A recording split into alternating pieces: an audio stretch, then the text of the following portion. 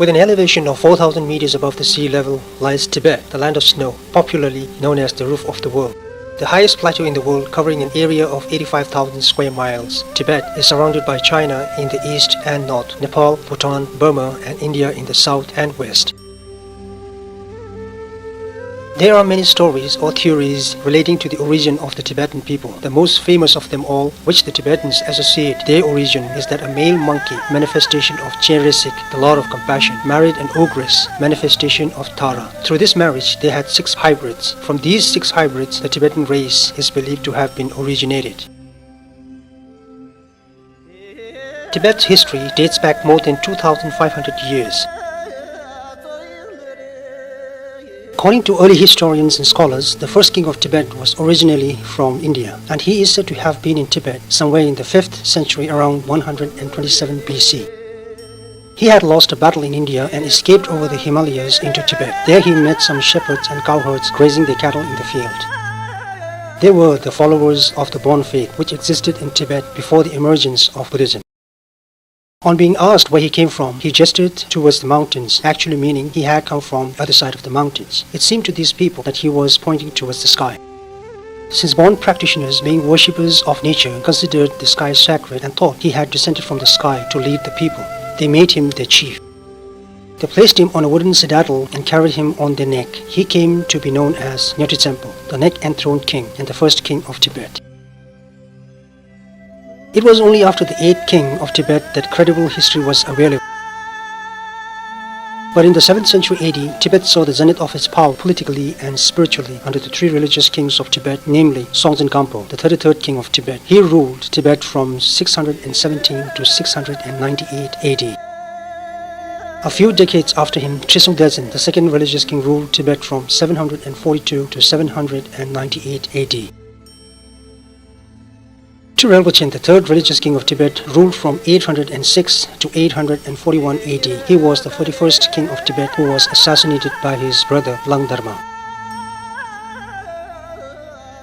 Langdarma was the 42nd and the last king of the Yalung lineage. During his brief rule, he persecuted Buddhists to such an extent that Buddhism literally vanished from Tibet. But he himself was assassinated by Lalung Pelge Dorje in 846 AD.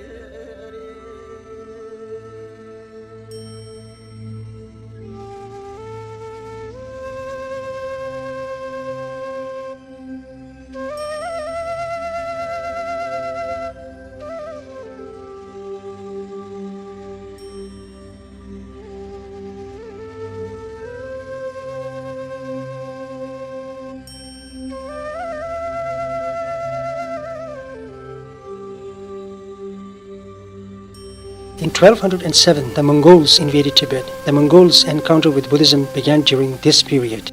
This was a boon for Buddhism, and in the 13th century, Buddhism made its reappearance in Tibet. Genghis Khan adopted Buddhism. Later on, his successor, Prince Godan, also carried on with the spiritual relations with the Sakya Lamas. His son, Kublai Khan, converted to Buddhism and nominated Sakyapantita as his nominated king of Tibet in 1249. Between 1247 until 1350, 20 Sakya Lamas ruled Tibet. But with the collapse of the Mongol dynasty in 1368 marked the end of the Sakya supremacy in Tibet. The 14th century saw the rise in the Gelug sect. Altan Khan, then the ruler of Mongol, was so impressed with the wisdom of the 3rd Gelug leader, Sonam Gyatso, that he conferred the title Dalai Lama, meaning Ocean of Wisdom. He was the 3rd Dalai Lama. He ruled Tibet from 1543 to 1588. From then, Tibet was ruled by 9 Dalai Lamas in succession till 1875, when the 13th Dalai Lama succeeded as the ruler of Tibet. His time saw an invasion by the British in 1904 and then by the Manchu Chinese in 1910. However, with the collapse of the Manchu dynasty in China in 1911, gave the 13th Dalai Lama the opportunity to return to Tibet and expel the remaining Chinese troops and officials from Tibet. From then until his death in 1933, he maintained the independence of Tibet and kept off foreign influence in Tibet. The 14th Dalai Lama, Tenzin Gyatso, was born in 1935 and was recognized as the true reincarnation of the great 13th Dalai Lama. At the age of 5, he was enthroned in the Potala, but being a child, the responsibility of the administration of Tibet was placed on his representative, the regent. Meanwhile, in China, a storm was gathering, and ultimately in 1949, the Manchu dynasty was overthrown and the People's Republic of China was proclaimed by the Chinese Communist Party under Mao Zedong. In 1950, when China started invading Tibet from the east, the Tibetan National Assembly requested the Dalai Lama, aged 15 then, to assume absolute power. On May 23, 1951, a Tibetan delegation which had gone to Peking to hold talks with the inquisition was forced to sign the so-called 17-point agreement on measures for the peaceful liberation of Tibet. With threat of more military action in Tibet, they were forced to sign the 17-point agreement under duress. The Chinese then used this document to carry out their plans to turn Tibet into a colony of China, disregarding the strong resistance by the Tibetan people.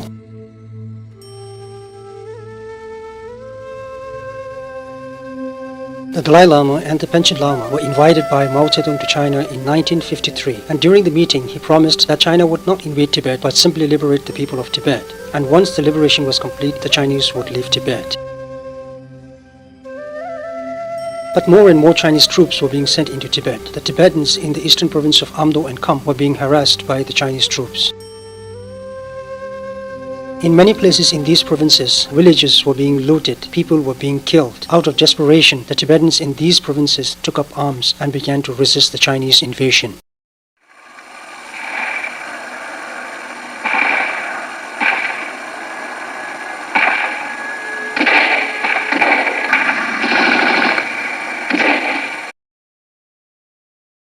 Eventually, independent resistance forces began to form in almost all parts of Tibet, which ultimately gave birth to the first resistance united under one banner called the Chushi Kantrup, spearheaded by Andrup Kompatashi. It was evident that something terrible was going to happen. On March 10, 1959, a unified resentment for the Chinese gained national momentum, and this led to the first and the bloodiest national uprising in Tibet's history. A severe crackdown by the Chinese resulted in the death of 430,000 Tibetans.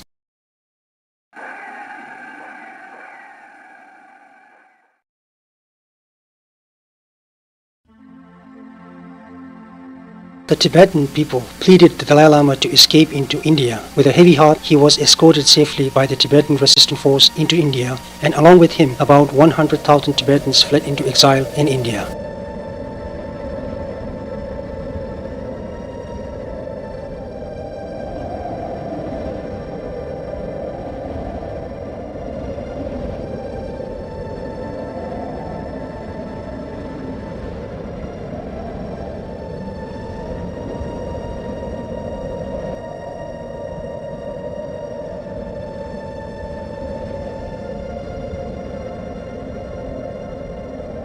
In 1966, the wind of cultural revolution blew over China and it overflowed into Tibet. Thousands of monasteries were destroyed. Out of 6,000 monasteries and temples, only 13 survived.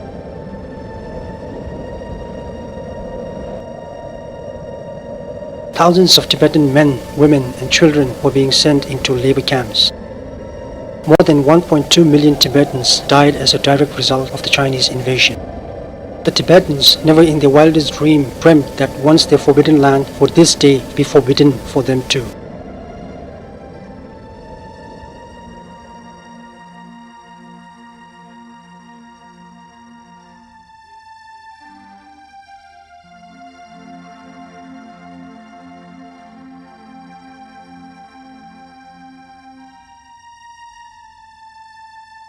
McLeodganj, famously known to the tourists as Little Lhasa, is a small town in the northern India. His Holiness the Dalai Lama moved here and established his exile government in the early 1960s. Initially, the area where it stands today was covered with forests. Along with him, thousands of Tibetans moved to McLeodganj and made it their home. They have been living here for the past 4.5 decades. McLeodganj is a mixed community of local Indians and Tibetans. Hundreds of tourists from other parts of the world and from within India flock to McLeodganj with many reasons. Some come here to study Buddhism, many to explore the Tibetan people and its culture, and yet others come here as ordinary tourists. The Tibetans here have been able to preserve their culture and traditions more fervently than the Tibetans in the other exile community in India and elsewhere. Majority of the Tibetans living here in exile in India are doing well. Tenzin Dhargil Andruktsang is one such Tibetan living in exile here in India in McLeodganj and owns a small shop. My personal reason, I think Non-violence is also very good, and the world recognizes the Tibetan as a follower of non-violence, But I think if we had a little bit of more, little bit of violence, like in India, you had violence and non-violence. So I think it would move. I think we had good press coverage also, and the media would know about Tibet more than as it is now, like in PLO. I don't mean to say like blow up planes or something like that, but at least if you're more active, people can see that Tibetans are doing something, instead of just always like 10th March, just go for a procession. The next 11th March, everyone is busy with their own work, So it just becomes it's like a birthday, like every year, just once, it happens once, and that's it. So there's nothing like reminding us that we have to do it. It should be within us every day of our life. Every day when we get up, we have to think that we have to get Tibet back, So we should do something.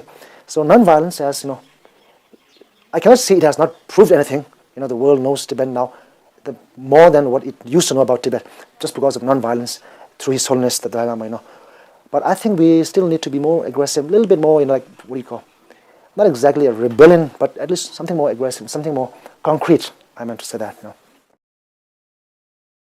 Gyaltsang Pinsok is the president of the Tibetan Youth Congress. Tibetan Youth Congress is a non-government organization with over 50 regional offices and over a few thousand members in India, Europe, the US, and in many other countries. The sole aim of the Tibetan Youth Congress is to strive for a complete independence. There's nothing wrong with middle path as such. Middle path is basically one of the most beautiful things. Should be acceptable to everyone. But when we talk about the middle path for the Tibetan struggle, there remains a big questions. It's like taking anacin for different illness. Anacin may be very good for the headache, but at the same time you cannot generalize this for other sickness. It can be harmful. Same way, middle path for the Tibetan struggle, taking into considerations the response that you response and the thinking mentality of the Chinese authorities and the real situation today which we are facing. It is not the best, and it is not the one which will solve the Tibetan issue. We don't believe that this is an ultimate, the wishes of the Tibetan people in general. Today, Tibetan people support autonomy, middle path, because His Holiness Dalai Lama said so. It's my fear, or our fear, that day when Dalai Lama is no more, we are left with no leader, no personalities who can really convince people that there is something in middle path. Therefore, I must say that we look at middle path as something which is very wonderful, but doesn't really fit with us and doesn't have a future in Tibetan community. Middle path There are people who feel that the middle path approach expressed by His Holiness the Dalai Lama is not making much progress and that we need to adopt another approach. But I feel that we should stick to the middle path approach and work more on how we can achieve the aim through this approach and what we should do to make the middle path approach more effective. I can think only of just one other option when we say that we need to adopt a whole new approach other than the middle path, that is, a complete independence for Tibet. But looking at the economic control of China in the world scenario and the current international political scenario, I think talking about complete independence for Tibet will not help but harm our struggle. By this, I am not saying we don't wish for an independent Tibet, but we need to analyze the situation and accordingly act. So what we need to do is to work harder to make the middle path work. It's been some 4.5 decades since we lost our independence, but even though our goals of achieving our independence has not been realized yet, we need to know that what we have achieved so far has to be credited to His Holiness the Dalai Lama, and on our part by following the path he has shown us, the non-violent path. I fully support the Dalai Lama because I believe in non-violence myself. I do not expect Tibet to be free in 5 or 6 years. As compared to a history of a country, I feel 50 or 60 years is nothing. If I cite an example, the country we are living in right now, India, was under the British for 200 years, which finally became independent.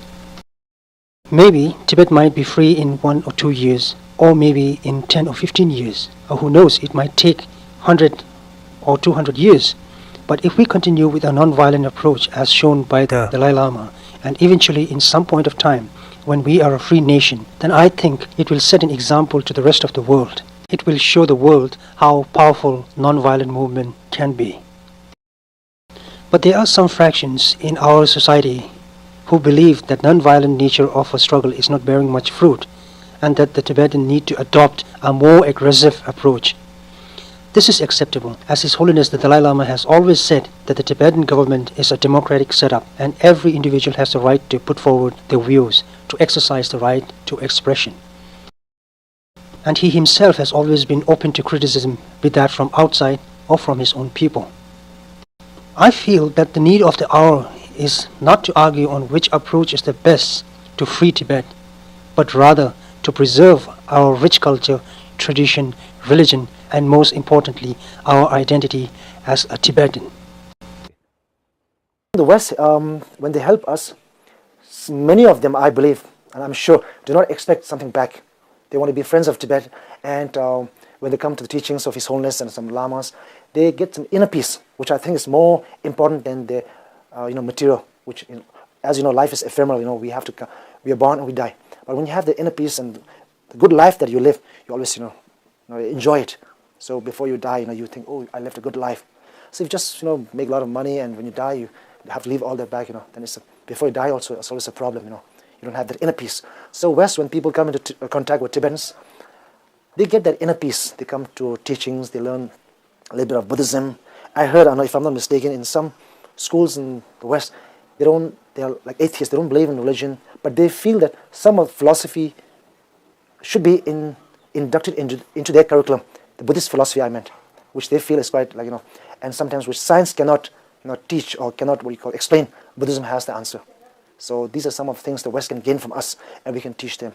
Now these days, that since the economic conditions of the Tibetans have become more stable, and now we can now the conditions have improved a lot. So I think that now these days what we need more than the financial support, financial aid, what we need more, the most wanted is the political support from more and more independent countries. I do not have expectations from the West. In fact, it is wrong to expect for others to do things for us. We lost our country for many reasons. One is we were weak. One is China was so powerful. So we also had our own problems, internal problems. We were not united. We were divided, in fact, in Tibet also. So there are many reasons. You cannot just say oh, Chinese took over. No, we have to look back and look at ourselves. What did we do and how did it happen? So there are many problems also. So now it is very important that first of all, we Tibetans should be united. And we should have this pride that I'm a Tibetan, and then understand that my sense of belongingness has been snatched. If you don't feel this, then maybe you are happy here also. Maybe you are happy somewhere, another country also. So you should have these qualities first, that I'm a Tibetan, I'm different from other people, other races. And my sense of belongingness has been snatched. And because of this, I have no country today, I'm living in exile. And at the same time, I'm not called a refugee, I'm a stateless person. I have been teaching in this particular school for the past 5 years. Majority of the children in this school, being new arrivals from Tibet, tend to be a little better in Tibetan considering the performance in the English subjects. They are quite poor in English.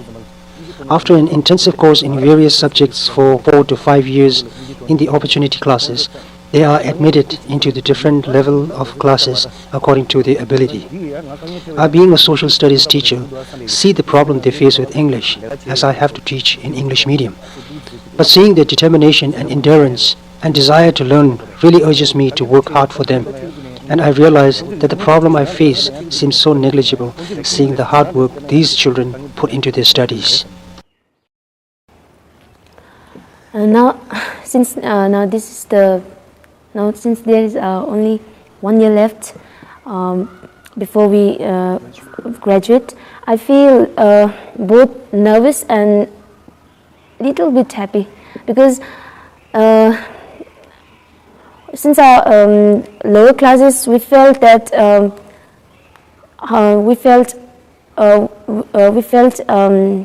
when this schooling year will end, and we were very much excited. But now that the school is about to get over, we feel very much nervous than happy, because once out of school we have to face the reality, and we have to be in the society, and we have to be on our own self, and there will be no teachers to guide us. After school, and I will be doing mass communication, and then after completing my courses, I'll be joining some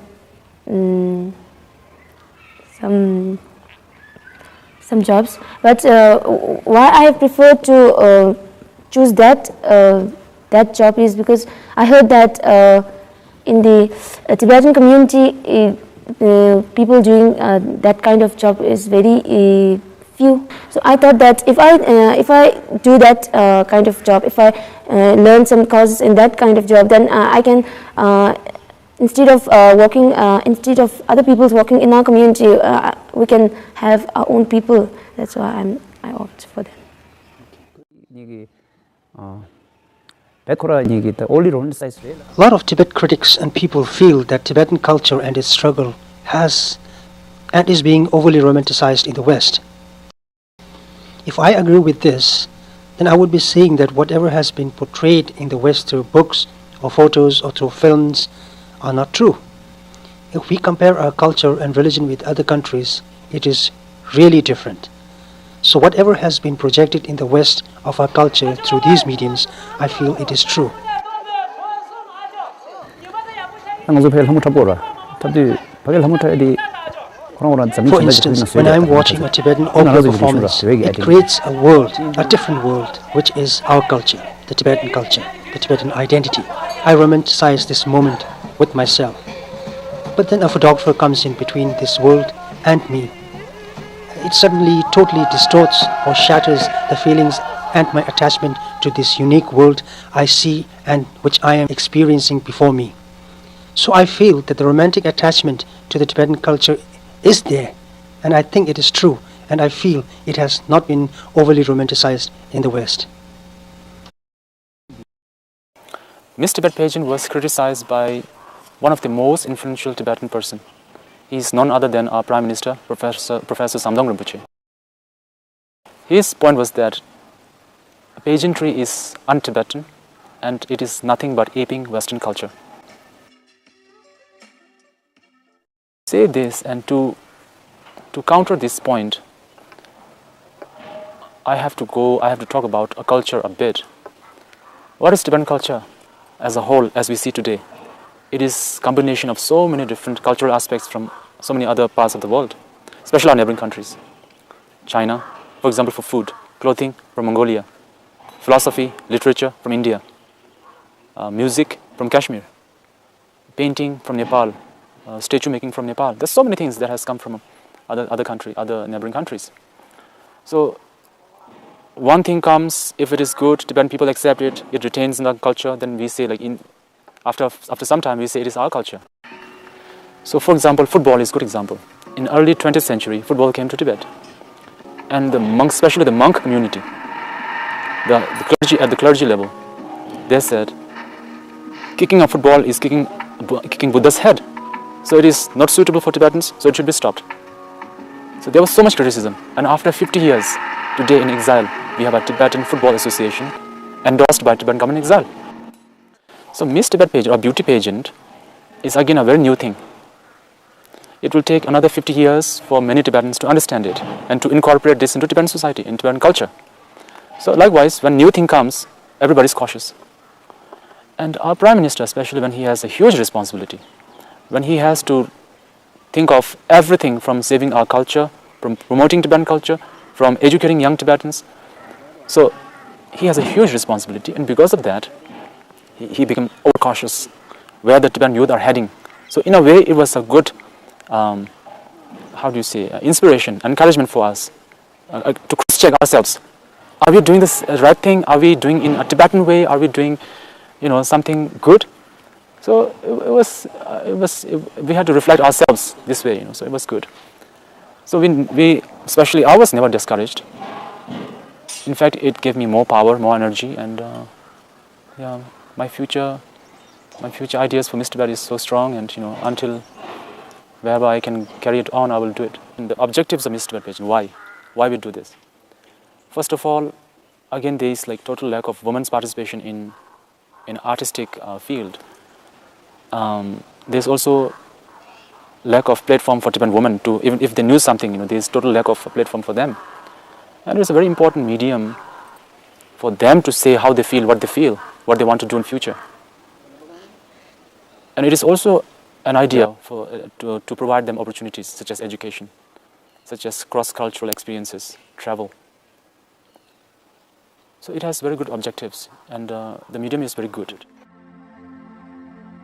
Departure from a known environment often causes a population to lose its culture and transform its traditional lifestyle. But the unshakable determination of the Tibetan refugees has preserved their religion and culture in exile. Since coming into exile, thousands of Tibetans have been scattered throughout the world, but majority of them settled in India. In India again, the Tibetans were scattered in the country, with most of the community coming into existence in the south of India. It is as important now as it was in 1959 to maintain the Tibetan way of life in the refugee settlements and communities. Few settlements or communities arose in the northern part of India. About 76 miles from Dharamsala lies a small but a holy pilgrimage site for Buddhists called Reval or Tsobema in Tibetan is associated with Guru Padmasambhava or Guru Rinpoche, a great Buddhist teacher originally from India. Here in Reval there is a small community of Tibetan refugees. Ayang is one such Tibetan refugee trying to make a living here in Reval.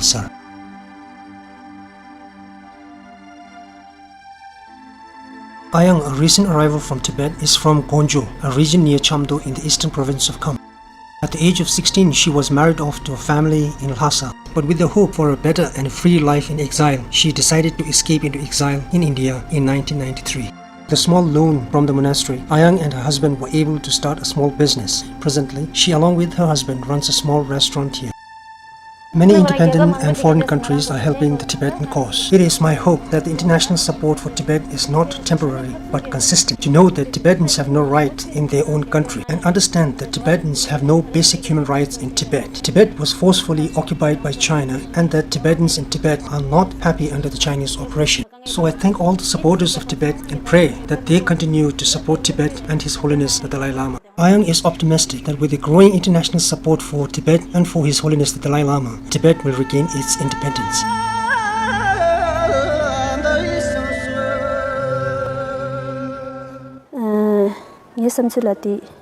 It is my belief that we will regain our independence, especially by considering the fact that the representatives of the Tibetan government have gone to China to discuss the issues of Tibet. And I think the visit has been successful. Moreover, Tibet is getting a lot of international support, and Tibetans themselves, especially the non-government organization like the Tibetan Youth Congress, are working really hard for Tibet's independence.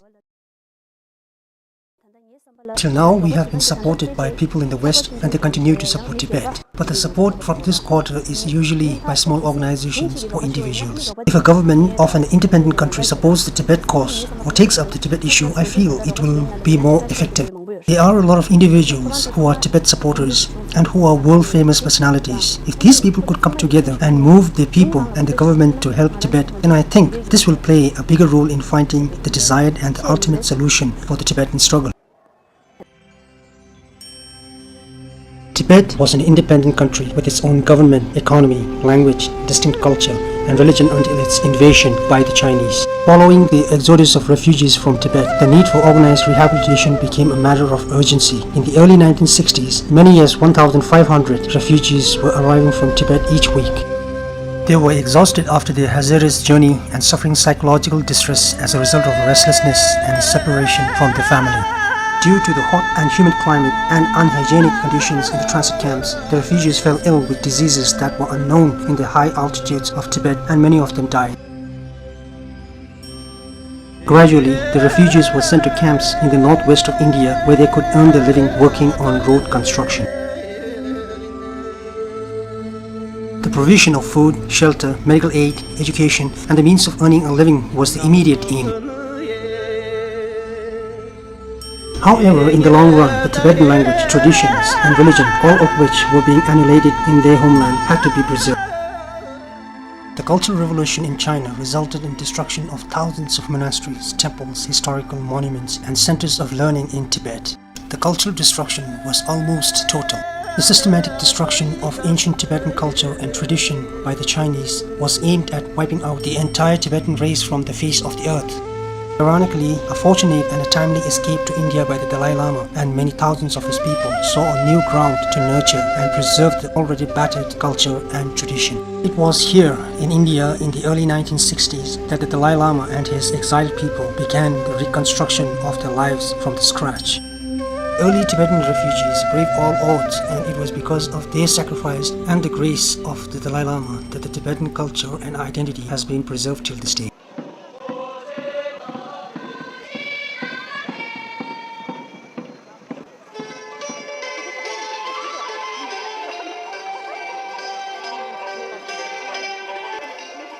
His Holiness the Dalai Lama saw the urgency of a school where the Tibetan children who constantly were escaping into India from Tibet needed to be educated and exposed to modern education and culture, yet preserve their ancient culture, tradition and identity.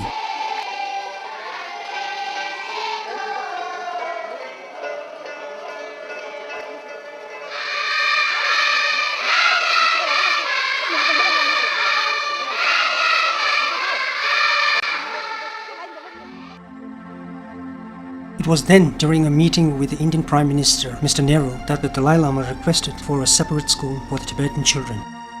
Mr. Nehru readily agreed and promised His Holiness the Dalai Lama his full support. Since the illegal Chinese occupation of Tibet in 1959, His Holiness the Dalai Lama and over 130,000 Tibetans have fled in search of political, religious, educational and other basic freedoms. Upon coming into exile, one of the Dalai Lama's highest priorities was and continues to be providing care and education for Tibetan children, many of whom are orphaned or destitute. He believes that Tibetan youth are the main source of hope for a future-free Tibet. It was then still in the early 1960s when a group of 50 Tibetan children were admitted to the Tibetan Children's Village School. This school gradually grew, and now the Tibetan government runs over 80 schools and caters to 28,000 children with the support of the Indian government and the support of international organizations and individuals. The very purpose of establishing Tibetan schools is to prepare the Tibetan children to face the challenges of the modern world, grounded firmly in their traditional values. As a result, though the Tibetans have lost their country, they have not lost their identity. However, it was felt that providing only knowledge and skill alone was not enough. Students are also supported in their inner, spiritual and moral development. Rooted firmly in their language, culture and tradition, it was essential to guide the younger people in simply being good, kind-hearted human beings. The youth today are tomorrow's leaders, building Tibet's future and contributing to its development as a nation. And it is with this conviction and through education as the means that the Tibetans strive to meet and go beyond the challenges of the modern world while preserving their language, culture and tradition. The Tibetan government has also been successful in imparting adult education to the youths who have recently arrived from Tibet, thus helping them through their transition and encouraging them to be self-reliant global citizens in this rapidly changing world.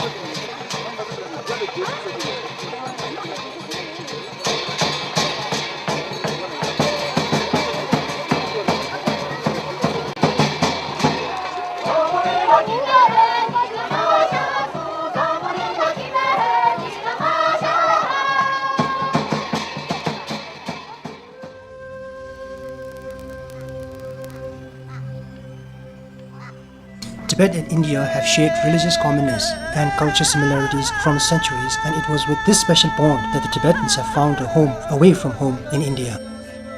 The need to preserve the identity as a Tibetan and the unique tradition and culture led the Dalai Lama and many thousands of Tibetans to flee the country and seek asylum as refugees in India. The Tibetans have been able to preserve their tradition, religion and culture over the years in exile.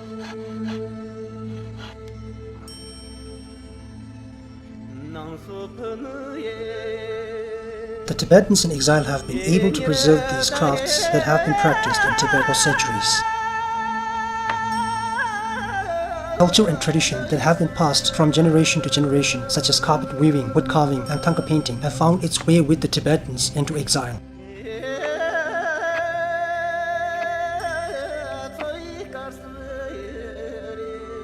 And in turn, these crafts and arts have proved to be the means of earning for many hundreds of exiled Tibetans.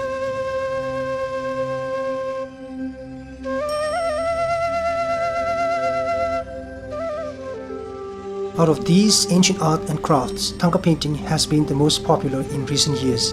Back in Tibet, the Thangka paintings were usually done in the monasteries, and as such, most of the Thangka painters were monks.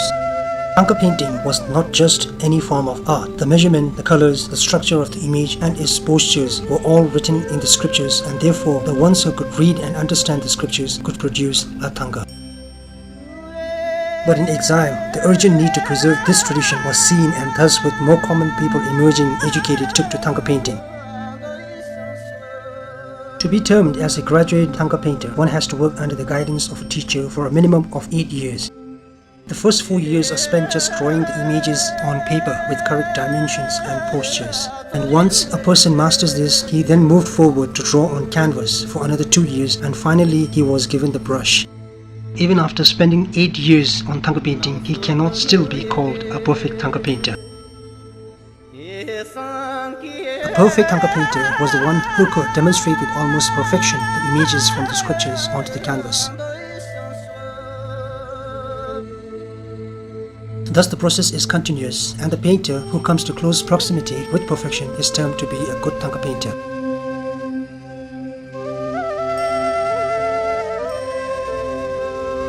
One such Thangka painter is Pojung Tsering, an exiled Tibetan working in Tibetan Medical and Astrological Institution. Since the relaxation of Chinese policy in Tibet in the year 1981, Pojung was one of the first batch of refugees to make it to India. Pojung spent some time in a settlement in South India and later moved to Dharamsala with the hope of being enrolled in a Tibetan school. He was then 13 or 14 years old, he is not sure. He met Kamtul Rinpoche on his journey from South India to Dharamsala. Kamtul Rinpoche was then the secretary of the Department of Religion and Culture in the Central Tibetan Administration. It was then Kamtul Rinpoche advised Pojung to take up Thangka painting as his career. But on his arrival in Dharamsala, he again tried to seek admission into a school, but in vain. So he enrolled as a young student in a Thangka painting class in the Library of Tibetan Works and Archives. After spending 8 years of his youth there, he successfully completed his training and graduated as a Thangka painter. He works full-time in Tibetan Medical and Astro Institution from 9 to 5, but on off days and after work, he works on his Thangkas. Pojung has been able to contact many organizations abroad and has exhibited his work in a few countries abroad and in many places in India.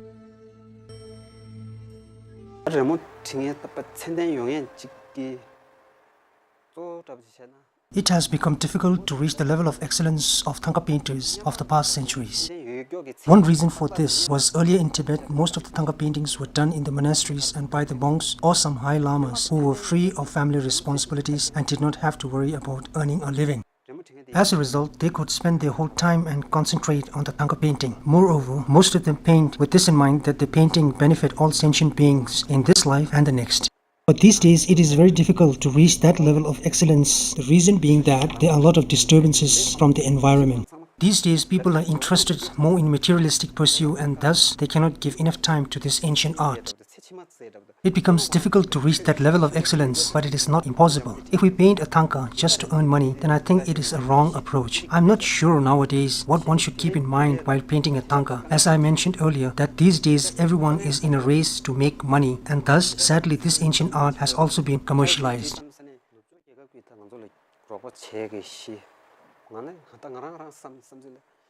It is my personal view that the Western countries help Tibet just because of two reasons. One is because of our religion, and the other is because of Tibet's unique culture. It is really surprising how human minds work. Some people in the West become interested in Tibet because they are either bored or do not find anything interesting in their own culture. But some Western people actually find a lot of meaning and solace in Tibetan Buddhism and the Tibetan culture. They feel that even though the Tibetans have undergone so much pain in the past and yet are so content with life and have very little worries, I think it is because of these reasons that the Western people want to help the Tibetans. It is really difficult to say whether Tibet will regain independence or not. In the near future, if China becomes a democratic country and if the people who run the government are broad-minded, who feel that by handing over Tibet to the Tibetans it is not going to harm China, then I think that this gives the basis of a hope for a free Tibet. Otherwise, I don't see any solution to the Tibetan struggle. The world at present is so caught up in improving the economic conditions of their country, and with China almost controlling the world economy makes our struggle harder and challenging. Other countries, other governments, they will have their own agendas, own policies.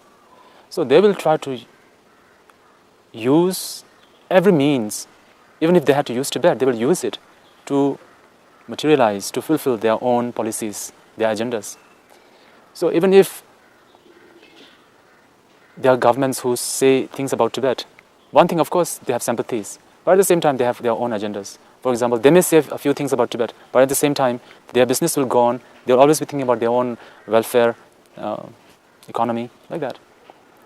So it is us Tibetans who have to do that. Recently, I was asked when President George W. Bush, respected George W. Bush, he was re-elected, and they wanted to ask me if he got re-elected, what will be the situation for Tibet? I mean, we have to know from past history as well. Mere meeting of with His Holiness Dalai Lama doesn't mean, he will free Tibet. We had even bigger financial support, political support from the U.S. government. If you can recall the Mustang guerrilla base, it was entirely funded by CIA, and that was to fight the communist China from spreading communism in the world. They used Tibet. And after Nixon's meeting with Mao, the whole Mustang base came to an end. Why? It is not really for Tibet. We should know. Meeting with His Holiness Dalai Lama doesn't mean he will free Tibet. We cannot expect so much from the West. It is us who have to stand by, stand up, unite ourselves, and follow the path shown by our great leader, His Holiness Dalai Lama. West can help Tibet, of course, in a very massive way. There are 100,000 different ways they can raise the public awareness in their own country. Number one, they can internationalize Tibetan issue, and they can also raise this issue with the Chinese authority as independent nations, and they can also share with the Tibetan their expertise, their experience and their guidelines, a sincere, committed advice. More than the contributions that they can make in Tibetan community, I believe that they can do much more in their respective country, disseminating information among their own people and making people aware of Tibetan issue, and also then help Tibetan to reach at the international level through their infrastructure. See, on the basis of my experience for last 3 years, I always believe that we live in a world where you alone cannot solve any of your problems.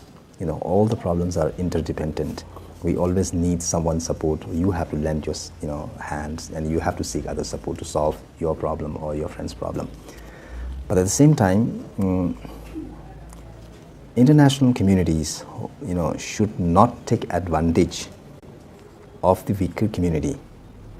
If you look at the Tibetan issue at the international level, what you notice is every nation, however strong they may be, they're trying to take advantage of Tibetan movement for their, personal, individual country's benefit.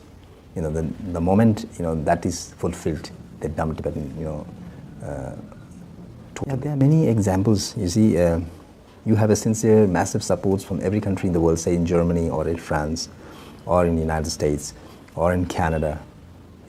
They would say that your movement is good, or we are behind you. Chinese have committed atrocities, the human rights abuses there, But when you need these words to be set at the specific platform, no one raised these issues. In United Nations conferences, you hardly find any countries, including India, raising the real problem of Tibetans facing in Tibet. So what I mean to say that if you want to extend your support should be unconditional, support should be genuine, support should not be there just because you have something to benefit out of it for your country. So my message to the whole community is, if you can help Tibet, you must help. You can help. You have ability to help. Various ways, 100,000 different ways to help Tibetans. But if you don't want to help, no one can force them. At least Tibetans are so weak and small at the moment. We are not in a position to force any country in the world to support us. We cannot force. So my message is, if you cannot help Tibetan, at least do not harm. Let Tibetan alone. You see, let them struggle the way they are carrying forwards.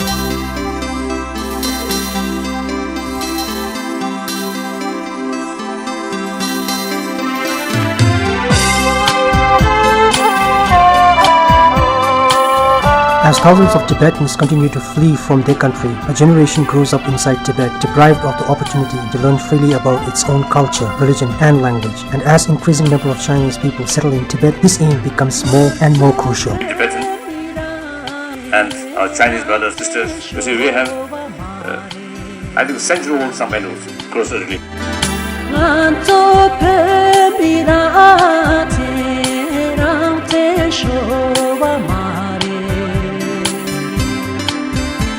Tibetans are still being persecuted, imprisoned, and killed for their political and religious beliefs, and for holding non-violent demonstrations declaring the rights to self-determination in their own country. Approximately 1.2 million Tibetans, around 1/6 of the total population, have died through political persecution, execution, torture, and starvation. Exiled from his land and his people being tortured and killed by the Chinese had never diverted His Holiness the Dalai Lama from the path of non-violence.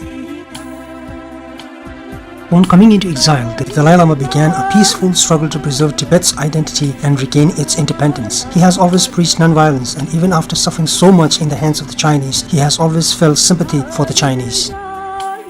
He reminds the Tibetans now and then that the Tibetans must not resort to violence at any time of the struggle for independence. His Holiness the Dalai Lama has constantly signaled his people not to lean on him too much. He has told them that the future of Tibet rests on the 6 million Tibetans and not on the Dalai Lama. His Holiness the Dalai Lama has committed all of his life for Tibet and peace, and he says that these two are the commitments that he will be committed to till his last breath. This life remain, perhaps 20 years, 30 years, maximum, I think 40 years. My commitment will go till my death.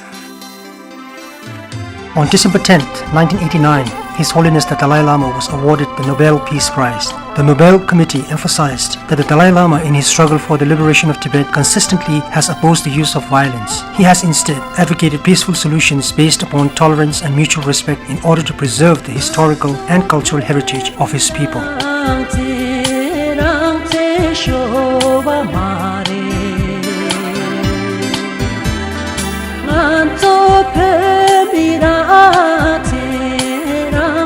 Show